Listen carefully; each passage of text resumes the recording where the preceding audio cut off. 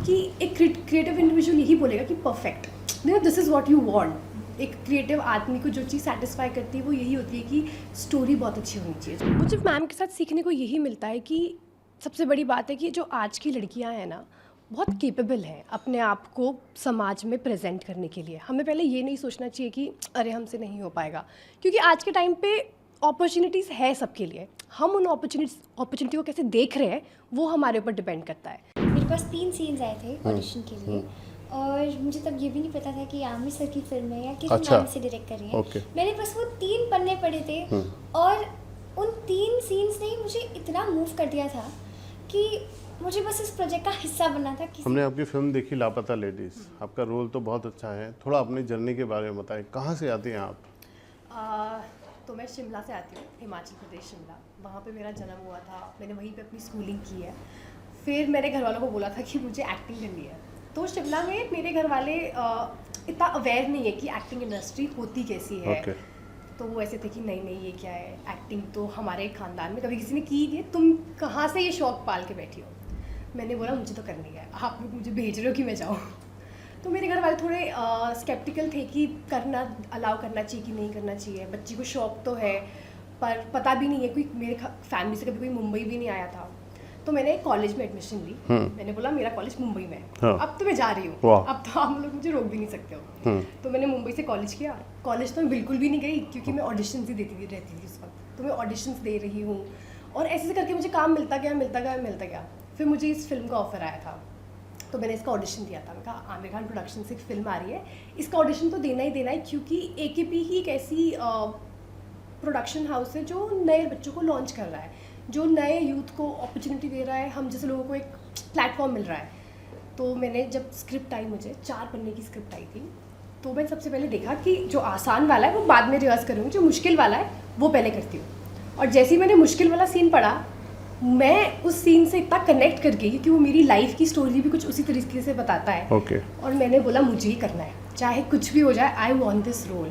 फिर later on मुझे call आया कि आपको सिलेक्ट कर दिया गया है। तो बहुत ही अच्छी फीलिंग रही है अभी तक, जितना भी मैंने लाइफ में यहाँ तक पहुँचने की मेरी जर्नी रही है वो बहुत ही खूबसूरत रही है। तो फिल्म की स्क्रिप्ट ने आपको अट्रैक्ट किया या सिर्फ आमिर खान प्रोडक्शन से ये कॉल था इसके लिए अट्रैक्ट किया? मेरे लिए तो पर्सनली हर चीज़ ही ऐसे बहुत बड़ी है। आमिर खान प्रोडक्शंस, ऊपर से स्क्रिप्ट भी इतनी अच्छी है, तो वो होता है ना प्लस प्लस प्लस, हर चीज़ को टिक मार्क हो गया था। मुझे ये भी फील नहीं हुआ कि भले प्रोडक्शन हाउस तो इतना बड़ा है, आमिर खान प्रोडक्शन हाउस, पर स्क्रिप्ट में वो दम नहीं है। तो क्योंकि मैं क्रिएटिवली चीज़ों को इतना अप्रोच करती हूँ लाइफ में, तो फिर मुझे वो डाउट भी नहीं रहा, क्योंकि वो क्रिएटिवली भी इतनी खूबसूरत स्क्रिप्ट है कि एक क्रिएटिव इंडिविजुअल यही बोलेगा कि perfect, this is what you want. एक क्रिएटिव आदमी को जो चीज़ सेटिस्फाई करती है वो यही होती है कि स्टोरी बहुत अच्छी होनी चाहिए। जो हम परफॉर्म कर रहे हैं, हमें उसमें परफॉर्म करने में हमें बहुत चीज़ें मिले।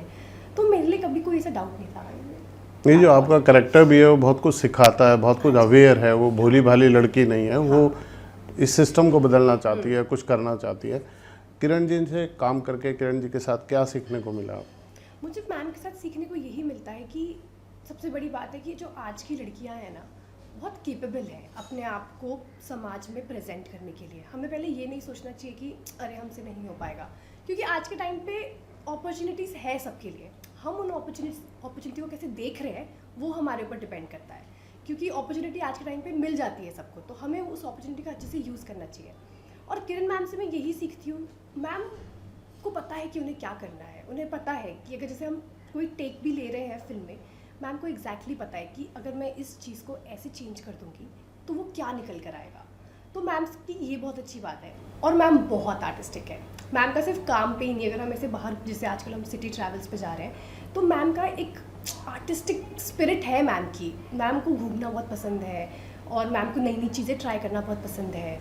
तो मुझे ये चीज़ें मैम की बहुत अच्छी लगती है। अभी रिसेंटली आप उस गांव में भी गए थे जहां आप लोगों ने शूट किया, कैसा एक्सपीरियंस रहा? लोगों ने मिला, आप तो फिल्म देख रहे होंगे लोग। एक्चुअली पता है, ये बात अभी मैं कर रही थी तो ऐसा लगता है कि 2 साल की पूरी साइकिल ख़त्म हो गई है।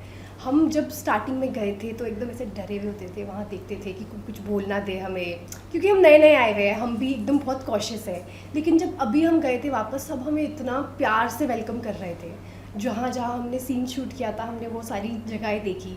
और ऐसे मेमोरी ताज़ा हो गई, क्योंकि वहाँ पे एक टाइम पे हम एकदम टोस पे एकदम मेहनत कर रहे थे कि हाँ ये सीन ऐसे करना है, एक समझ थी। अब ऐसा लग रहा था कि उस पूरे सीन को हम दूर से देख रहे हैं, ऑडियंस की तरह देख रहे थे, तो बहुत ही अच्छा लगा। वहाँ के लोग बहुत प्यारे हैं। आमिर खान साहब से कुछ टिप्स मिले आपको? सर से ये टिप्स मिले, ऑफ कोर्स सर से हम ये टिप्स लेते रहते हैं कि सर अब आगे लाइफ में कैसे प्रोसीड करना है। एंड सर का हमेशा ये होता है कि जो भी तुम करोगे काम, बी वेरी श्योर कि तुम you satisfied of what you doing, कुछ भी मत कर लेना।